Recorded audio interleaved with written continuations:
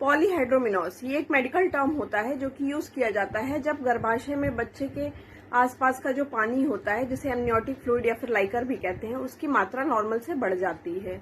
ये जनरली जब 7वें 8वें महीने का अल्ट्रासाउंड कराया जाता है तो उसके जो सोनोग्राफी की रिपोर्ट होती है उसमें आता है।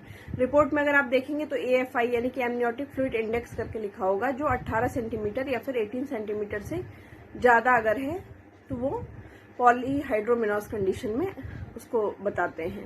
ये बहुत टाइम तो नॉर्मल होता है, लेकिन अगर पॉलीहाइड्रोमिनोस करके रिपोर्ट में आ रहा है तो सबसे पहले जो माँ होती है उसके शुगर लेवल चेक करना होता है कि कहीं डायबिटिक तो नहीं है। दूसरा, अगर ट्विन प्रेगनेंसी है तो भी पॉलीहाइड्रोमिनोस करके आ सकता है। अगर बच्चे में कोई एबनॉर्मेलिटी है या फिर अगर प्लेसेंटा में कोई एबनॉर्मेलिटी होती है तो भी पॉलीहाइड्रोमिनोस करके आ सकता है। अगर जो 5th मंथ का आपका अल्ट्रासाउंड 35 या जिसे एनॉमली स्कैन कहते हैं, अगर वो नॉर्मल है तो घबराने की ऐसी कोई बात नहीं होती है। सबसे पहले माँ का ग्लूकोज लेवल चेक करना होता है। अगर वो नॉर्मल है तो ठीक है, अगर बढ़ा हुआ है तो इसके अकॉर्डिंग मेडिकेशन लेनी होती है। दूसरा, माँ को लेफ्ट लैटरल या फिर बाई करवट सो के बच्चे का जो मूवमेंट है वो काउंट करने की सलाह दी जाती है। अगर 10 से 12 मूवमेंट हो रहा है तो वो फिर नॉर्मल है।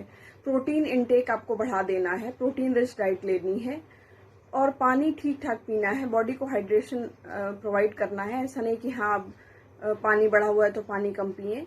और रेगुलर अल्ट्रासाउंड 1 महीने के बाद आप फिर करवा सकते हैं कंफर्म करने के लिए कि पानी अभी बढ़ा है या कम हुआ है, नॉर्मल है, क्या कंडीशन है। ये आप अपने डॉक्टर से सलाह लेके कर सकते हैं। अगर आपको ये जानकारी अच्छी लगी हो तो अपने फ्रेंड के साथ शेयर करें। Thank you.